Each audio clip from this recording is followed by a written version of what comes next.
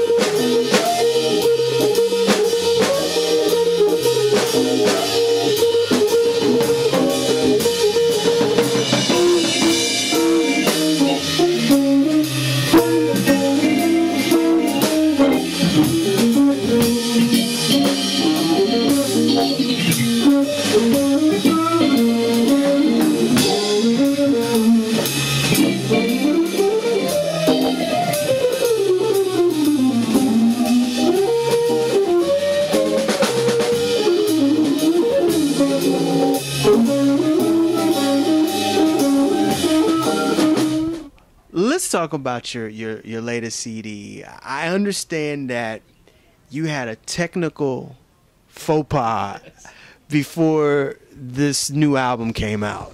Yeah, originally I recorded the album with Mino Sinelu and James Genius on bass. So we recorded Avatar, 3 days, we finished everything. And then right when I was editing, we had this amazing failure. Like both drives, the main drive and the backup drive, they failed. So, I was upset, but I said, you know what? That happened to me before. And I said, they're going to recover the files. It's going to take some time, but, we're going to get it done.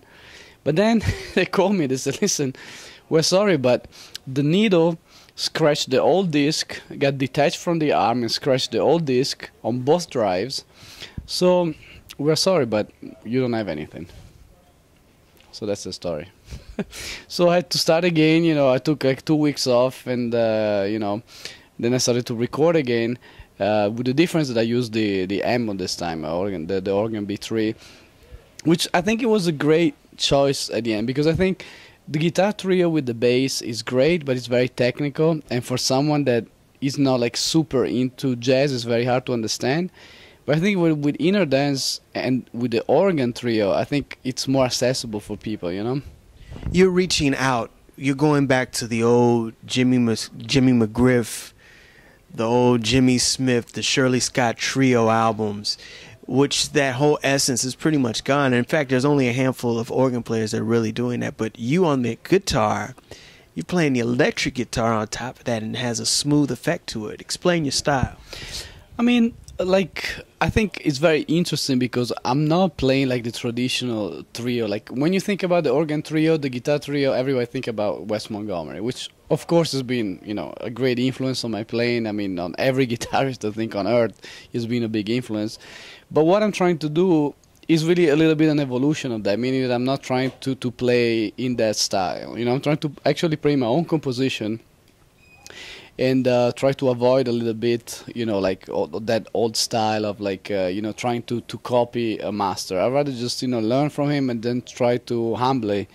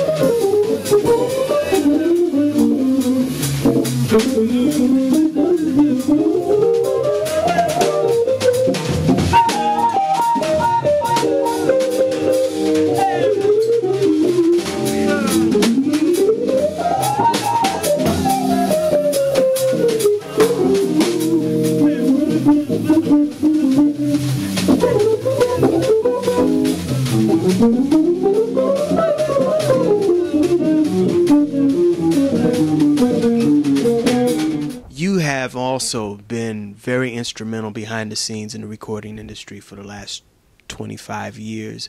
I mean, you've worked with and produced Grammy Award winning records with Cassandra Wilson. You've played and produced with Q-Tip and Ghostface Killah on the hip-hop side. Your whole palette of music is just out there. Explain how you got exposed to jazz music as well as some of your other musical influence as well. But, you know, jazz music for me, you know, where I grew up, it was something a little bit odd, meaning that, you know, I grew up in Padova, you know, this city like 30 miles from Venice, which is a great city with a lot of classical concerts, a lot of traditional European culture, but not that much jazz, you know, especially 30 years ago, there wasn't that much of it. But I was lucky because my grandmother had a few vinyls, you know, from the like mid-40s to early 50s that actually I think were like amazing for me, because I started to play those albums when I was like 8 or 9 years old, you know, listening to Duke Ellington, listening to Charlie Parker, Dizzy Gillespie, and you know, that's, you know, I don't know, like jazz just captivated my imagination. You know, I felt a certain freedom and deep expression that I wasn't, even though I was a child and I was studying like classical piano, classical guitar, I felt right away that was probably gonna be for me a way to be able to express myself, which I wasn't just by reading a classical piece, you know.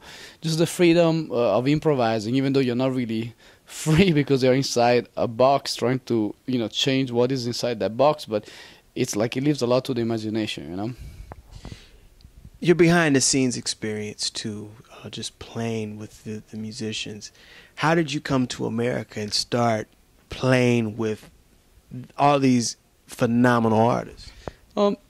I mean, I came to America the first time in the early 90s. And back then, my focus was just trying to be the best guitarist I could be, learn as much as I could, also by playing with better musicians than me. And but I had a really early start, because when I came here, I mean, in Italy, I was already, in Europe, I was kind of known. You know, I already had 2 albums. You know, I played a lot of gigs, you know, since I was like 12, 14 years old. So I wasn't totally new to the music scene, but definitely the excitement and the level of musicians in the United States was so much better. And I think that I got accepted by the community just because the beauty of jazz is that even if I wasn't even able to speak English that well back then, you know, you get accepted if you can speak the language of music, you know, and you understand each other by playing, you know, those standard songs and all that stuff. So I guess that's how I got accepted, you know.